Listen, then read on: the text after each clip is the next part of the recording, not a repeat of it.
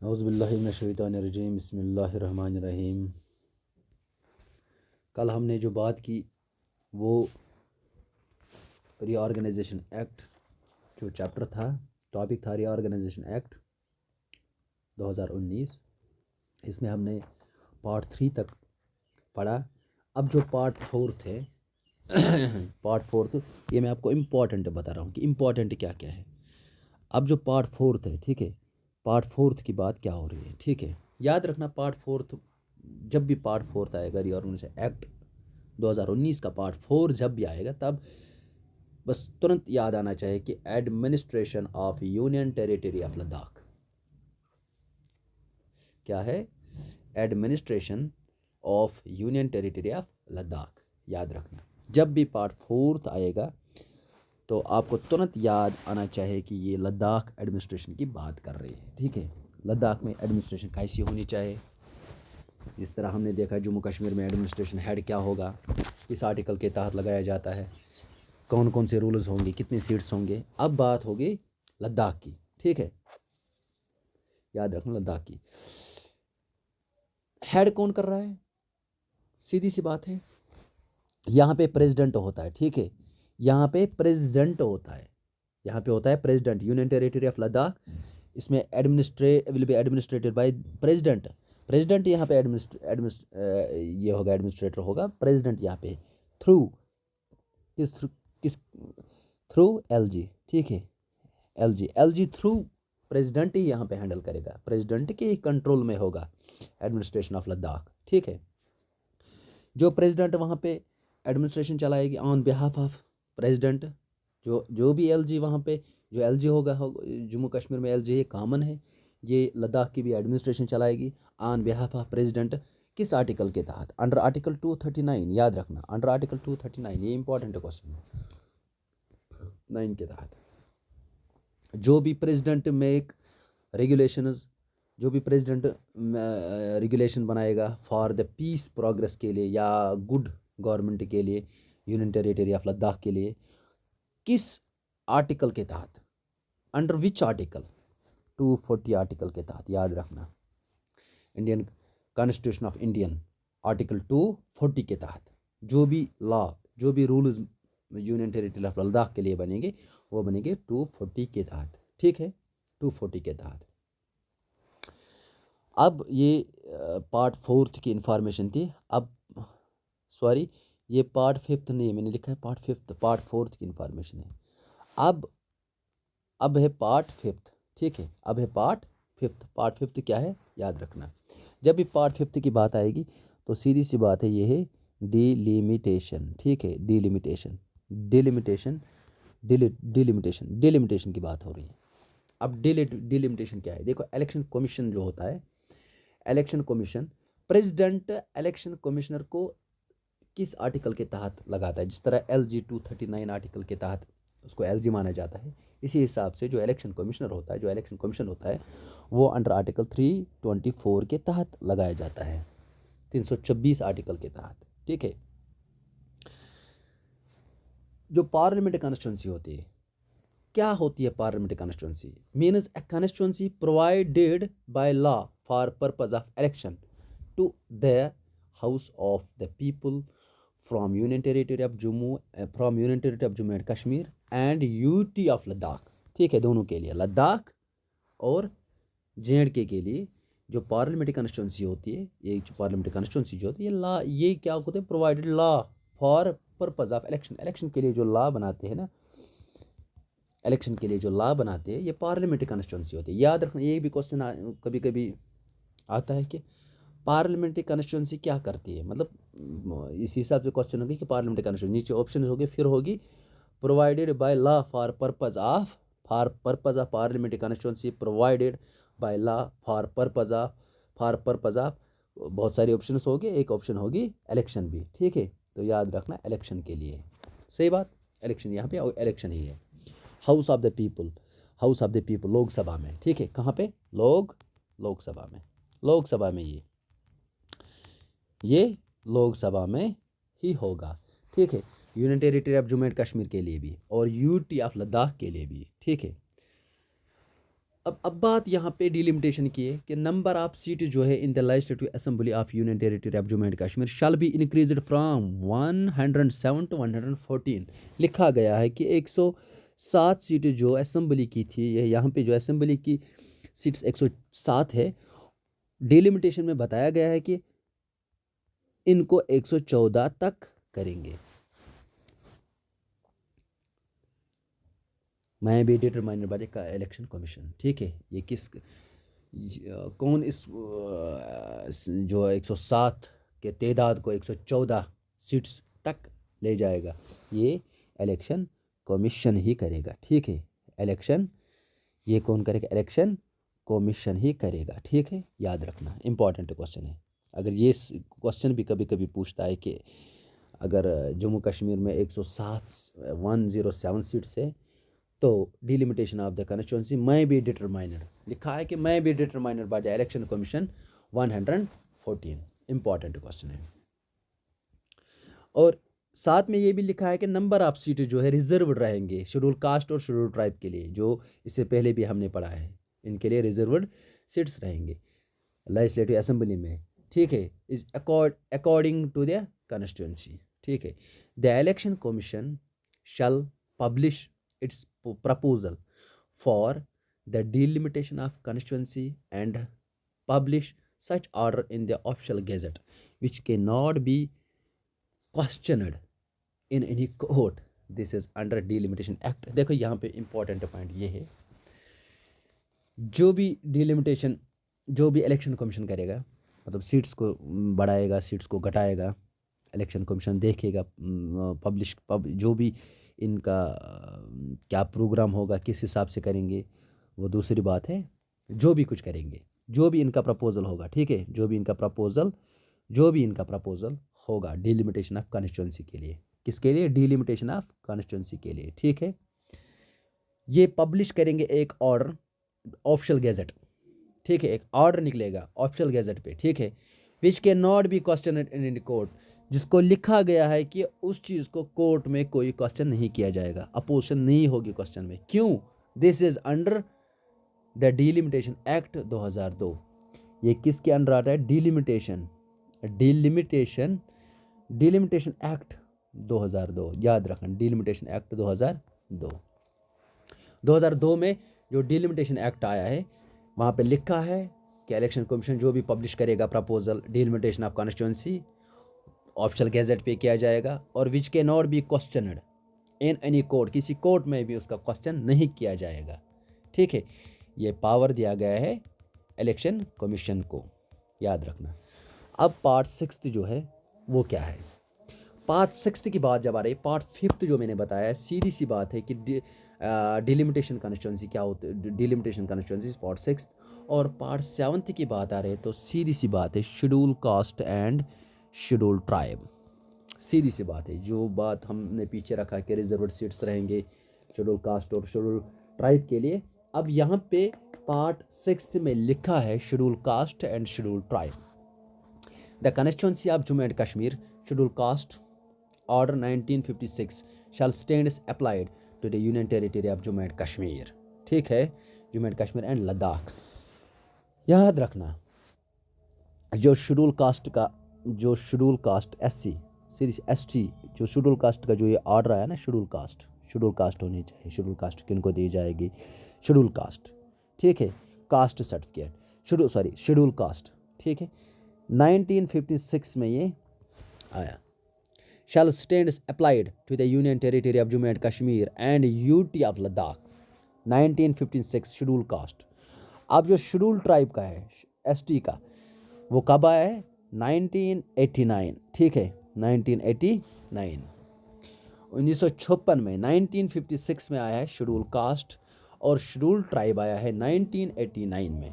याद रखना, ठीक है, इंपॉर्टेंट क्वेश्चन है ये।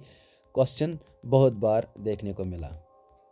पार्ट 6 और पार्ट 7 की बात जो हो रही है, पार्ट 7 क्या है? पार्ट 7 है मिसलिनियस एंड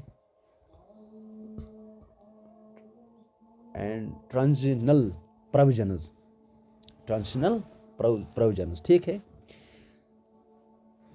क्या लिखा है मिसलिनियस क्या होनी चाहिए, मिसलिनियस, ठीक है, मिसलिनियस होनी चाहिए कि there is one consolidate fund to be entitled, the consolidate fund of the union territory of Jammu and Kashmir from which all grants and loans are to be given to the union territory of Jammu and Kashmir. देखिए सीधी सी बात है, all grants and loans from which all grants and loans are to be given UT of Jammu and Kashmir।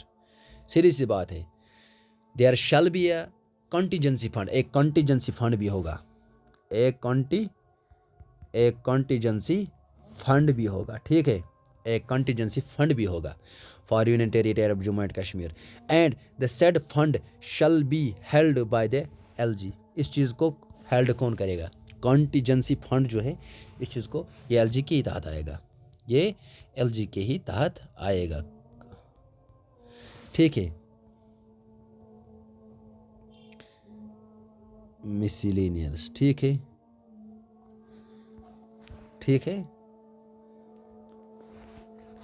The controller and auditor general may report to the lieutenant governor about the accounts of the union territory of Jammu and Kashmir. देखो जो controller and editor general होता है यानी कि CAG, याद रखना जो CAG होता है ना, CAG controller and auditor general, इसको रिपोर्ट करना पड़ेगा LG को, किसके बारे में, account of union territory of Jammu and Kashmir, who inform the legislative assembly about this, ठीक है, अकाउंट के बारे में ये रिपोर्ट करना पड़ेगा LG साहब को।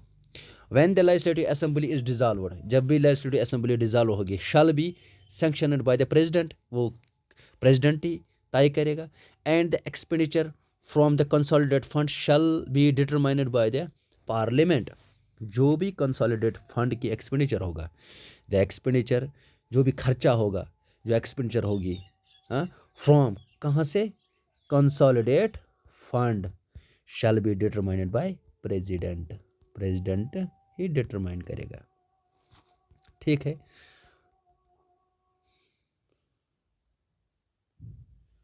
पार्ट 8, ठीक है, अब पार्ट 8 की बात आ रही है, अब पार्ट 8 की बात आ रही है, याद रखना पार्ट 8, ठीक है, पार्ट 8 हाई कोर्ट,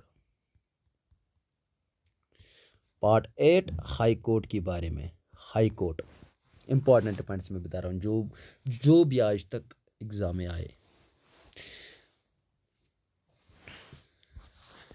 पहली बात है कि जम्मू एंड कश्मीर का जो हाई कोर्ट है ये कहाँ रहेगा, यूनियन टेरिटरी ऑफ लद्दाख और JNK के लिए कॉमन ही रहेगा, कौन हाई कोर्ट, ठीक है।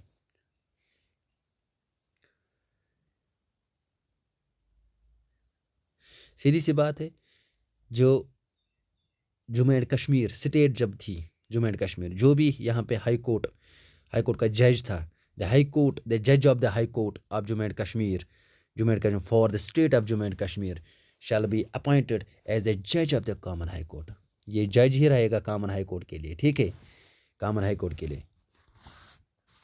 जो भी सैलरी अलाउंस होगी जज की कॉमन हाई कोर्ट की shall be allocated amongst the union territory of Jammu and Kashmir and the union territory of Ladakh on the basis of population ratio। वो population ratio पे दिया जाएगा, ठीक है, वो population ratio पे दिया जाएगा। लिखा है the expenditure in respect of salary and allowance of the judge of the common high court shall be allocated among the union territory of Jammu and Kashmir and union territory of Ladakh on the basis of population ratio। Any person who is an advocate in the bar council, जो भी advocate होगा bar council में, ठीक है, बार council में जो भी advocate होगा बार काउंसिल में of existing state Jammu and Kashmir का, ठीक है, मैं भी continue to a member of the bar council of Jammu and Kashmir and Ladakh, वो उनके साथ कोई छेड़छाड़ नहीं है, वो उसी हिसाब से अभी भी है जिस हिसाब से थे वो बार काउंसिल के थे, बार council of Jammu and Kashmir and Ladakh के वो एडवोकेट ही है, ठीक है। पार्ट 9 की बात हो रही है। अब पार्ट 9 की बात जो है वो क्या है, part 9 part 9 advocate general of union territory of Jammu and Kashmir.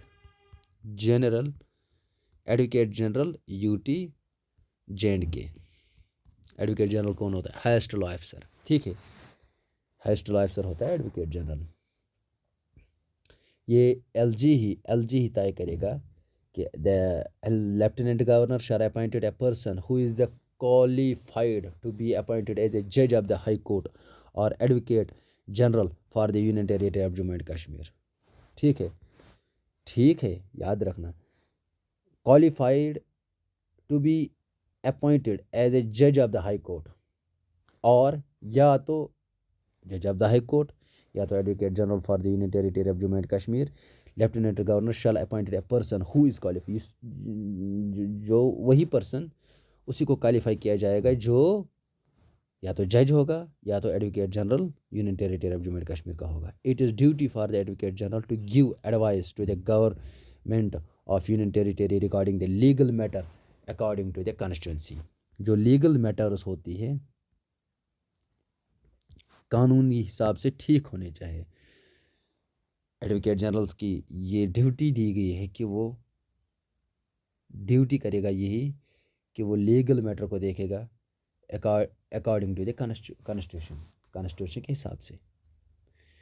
In the performance of his duty the advocate general shall have the right of audience in all courts in the union territory of Jammu and Kashmir. इसके ये right बनते हैं कि वो audience in all courts, हर एक court में, in the union territory of Jammu and Kashmir, जो भी जम्मू एंड कश्मीर की यूनियन टेरिटरीज में जितने भी कोर्ट से राइट बनता है एडवोकेट जनरल का, वो ऑडियंस कर सकता है। ठीक है, advocate general shall hold office during the pleasure of the LG's and receive such remunerations as the LG governor mandate reminded. सही बात है, इसकी रेम्यूनरेशन जो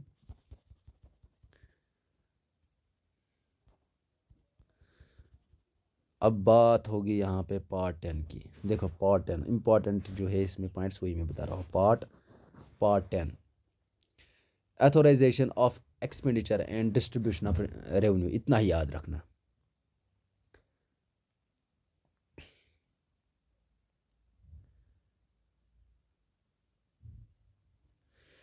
यहाँ पे जो पार्ट 10 में लिखा है कि जो स्पेशल डेवलपमेंट पैकेज होगा, ठीक है, for the backward areas of this region, Jammu Kashmir के, इतना ही याद रखना। ठीक है, authority of the expenditure and distribution of revenue, central government shall make appropriate grant and adequate benefits and incentives for the union territory of Ladakh.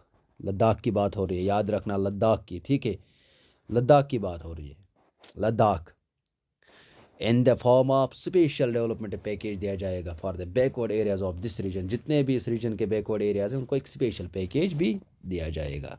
ठीक है, part 10 में। अब पार्ट 11 की बात आ रहा है, अपॉर्चमेंट ऑफ एसेट्स एंड लायबिलिटीज। अब कर्जा भी होगा। देखो हमने देखी कैसी हुकूमत कैसी होगी, एडमिनिस्ट्रेशन कैसी होगी, जब ये सब कुछ देखा, एक्सपेंडिचर भी देखा, मिसलेनियस भी देखा, हाई कोर्ट भी देखा, शेड्यूल कास्ट, शेड्यूल ट्राइब, ठीक है, administration of union territory Jammu and Kashmir, administration of Ladakh, ये सब देखा। इसके लिए एक एसेट और लायबिलिटी भी होगी। क्या एसेट्स और लायबिलिटीज़ होंगे? ठीक है, एसेट्स भी होंगे और लायबिलिटी भी होगी। The assets and liabilities of the state of Jammu and Kashmir, UT of Jammu and Kashmir, should be divided between the successor union territories of Jammu and Kashmir and successor union territory of Ladakh. जितने भी एसेट्स और लायबिलिटीज़ होंगे ना state of Jammu and Kashmir की, जो divide किया गया है between the two successor of Jammu and Kashmir UT and successor union territory of Ladakh, it is the recommended by the committee of the central government which should be the complete within a period of 12 months from the appointment day। 12 महीनों में, ठीक है, 12 months यानी कि 1 year,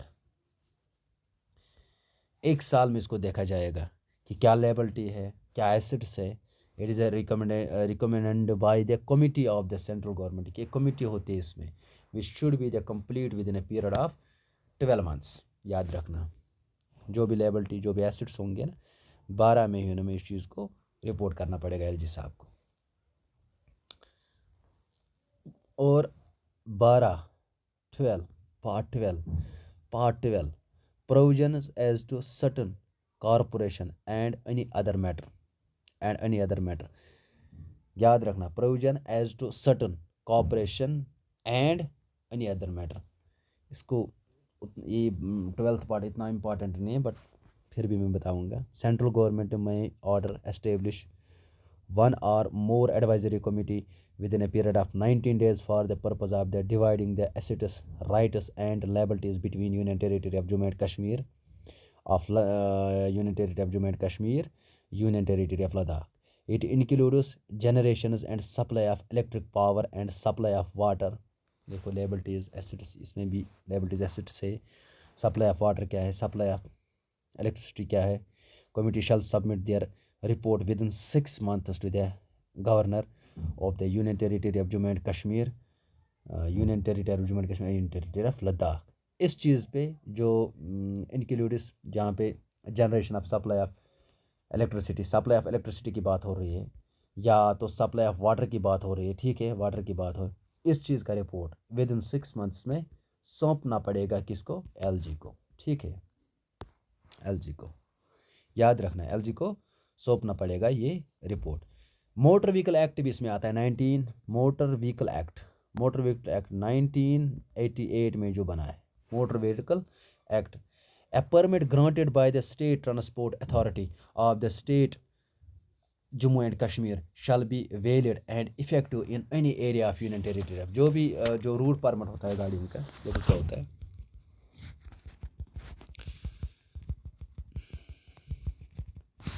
एक route permit होता है ठीक है एक रूट परमिट एक डॉक्यूमेंट होता है उस पर लिखा होता है कि क्या रूट है कहाँ किधर ये गाड़ी जा सकती है ठीक है वो रूट परमिट वैलिड ही रहेगा यूनियन टेरिटरी में यहाँ पे जो यूनियन टेरिटरी बनी जम्मू एंड कश्मीर वो वैलिड उससे कोई छेड़छाड़ नहीं की गई ठीक है अब पार्ट 13 आ रहा है प्रोविजन्स एज टू सर्विस ठीक है provisions as to service provisions as to service क्या होता है जितने भी मेंबर होती है इंडियन एडमिनिस्ट्रेशन सर्विस यानी कि आईएएस के जितने भी मेंबर होते हैं या आईपीएस या आईएएस या तो आईपीएस ठीक है तो या तो आईएफएस ठीक है जितने भी ये मेंबर थे अब तक IAS IPS Indian administrative service Indian administrative service Indian police service forest service जितने भी ये आईपीएस होते आईएएस आईपीएस आईएफएस जो भी अब तक ये थे जम्मू कश्मीर स्टेट के ये वही के वही रहेगा existing state of Jammu and Kashmir shall be allocated between the Union Territory of Jammu and Kashmir and Union Territory of Ladakh ठीक है shall be allocated between Union Territory और जम्मू एंड कश्मीर और लद्दाख के ही बिटवीन रहेगी ठीक है the employ of state public sector state public जो भी स्टेट पब्लिक सेक्टर के जो भी एम्प्लॉय है ना स्टेट पब्लिक सेक्टर के ठीक है the employ of state public sector undertaking corporations and other autonomous bodies जितने भी ऑटोनॉमस बॉडीज थे shall continue to function as employee of any one of the two union territories जो भी state मुलाजिम ने वो सेम ही उसी हिसाब से काम करेंगे जिस हिसाब से काम होती रहती है पब्लिक सर्विस कमीशन जो पब्लिक सर्विस कमीशन है as the state of Jammu and Kashmir shall be public service commission for the union territory of Jammu and Kashmir वो पब्लिक सर्विस कमीशन ही रहेगा पब्लिक सर्विस कमीशन ही रहेगा ठीक है रहेगा for the union territory of Jammu and Kashmir the union public service UPSC union public service commission जो भी UPS public service commission है with the approval of the president shall serve the needs of the union territory of Ladakh the union public service commission with the approval of president के approval के मुताबिक उसके हिसाब से shall serve करेंगे the need of the union territory of Ladakh ठीक है The member of Public Service Commission for the state of Jammu and Kashmir shall be the member of the Public Service Commission, Union Public Service Commission for the Union Territory of Jammu and Kashmir. The report of the Public Service Commission, ठीक है, जो भी report होता है ना, एक जो report होता है पब्लिक सर्विस कमीशन का, shall be presented to the LG, the state of the Jammu and Kashmir. Report उनका ये पब्लिक सर्विस कमीशन जो है ना, पब्लिक सर्विस कमीशन, इनको रिपोर्ट करना पड़ेगा LG साहब की इसके सामने। अपना रिपोर्ट में लिखेंगे क्या है, उस कितनी नीड्स है, PSC कैसा है, IPS कैसा है, क्या होना चाहिए, किस हिसाब से, वो सारा सब कुछ डिस्कस जो होगा वो LG साहब के साथ ही होगा। अब जो लास्ट वन है 14th, ठीक है, जो अब 14th का वो क्या है, 14th का है पार्ट 14, इम्पॉर्टेंट ज़्यादा नहीं है लेकिन फिर भी इस चीज़ को भी देखेंगे। पार्ट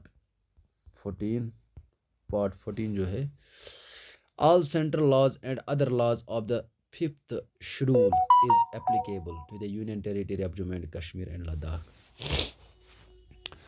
जितने जो 5th शेड्यूल जो है ना, 5th शेड्यूल, इसमें शेड्यूल भी है ना, schedule, all central laws and other laws of the 5th schedule is applicable. 5th schedule जो है वो applicable होगा union territory of Jammu and Kashmir and Ladakh पे, याद रखना। Every proceeding pending before a court other than high court या tribunal authorities or officer in any area of the state and Kashmir shall be transferred to the correspondence court, tribunals, authority or the officers are that the union territory. Any person who is entitled to practice in any subordinate courts in the state of the Jammu and Kashmir shall continue to the entire of the practice in the courts of any of the union territory. Every order may under section shall be laid before each house of the parliament. अब यहाँ पे बात ये है, देखो अब कुछ amendment हुए, ठीक है। फर्स्ट अमेंडमेंट जो इम्पॉर्टेंट है, फर्स्ट अमेंडमेंट, कुछ अमेंडमेंट आप याद रखें। अमेंडमेंट, फर्स्ट अमेंडमेंट कब हुई? 1959 में, याद रखना। फर्स्ट अमेंडमेंट 1959 में। और सेकंड जो फिफ्थ, ये इम्पॉर्टेंट कुछ है, एक तो फर्स्ट अमेंडमेंट, दूसरा तो fifth amendment 1963 and sixth amendment important है 1965। ये ज़्यादा इम्पॉर्टेंट है, ये इस हिसाब से इम्पॉर्टेंट है क्योंकि सिक्स्थ अमेंडमेंट जो है, सिक्स्थ अमेंडमेंट में क्या हुआ, एक मिनट में आपको दिखाऊंगा। सिक्स्थ अमेंडमेंट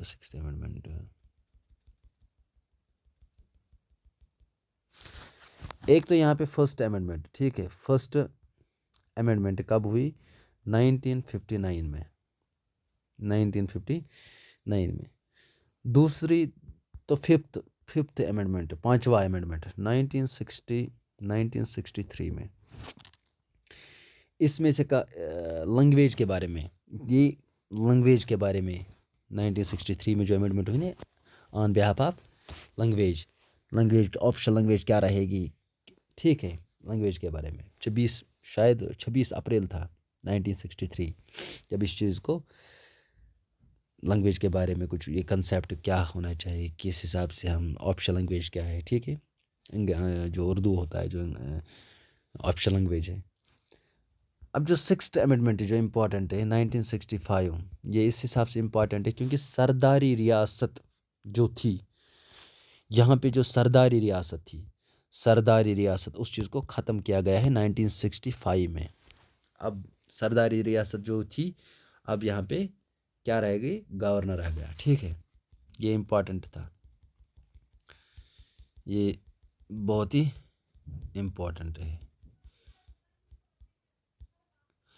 जो सिक्स्थ अमेंडमेंट है, सिक्स्थ अमेंडमेंट 1965 जो मैंने कहा कि सरदारी रियासत के बारे में। अब 12th अमेंडमेंट भी इम्पॉर्टेंट है 1975, और फिफ्थ अमेंडमेंट तो मैंने बताया 1963। ये कुछ अमेंडमेंट थे जो बहुत सारे इम्पॉर्टेंट अमेंडमेंट हैं। अब इसमें से बहुत सारे क्वेश्चन आते हैं, तो ये था रीऑर्गेनाइजेशन एक्ट। तो नाउ इंशाल्लाह हम जो तीसरा वीडियो इसके लिए होगा, कुछ MCQs होंगे। थैंक्स।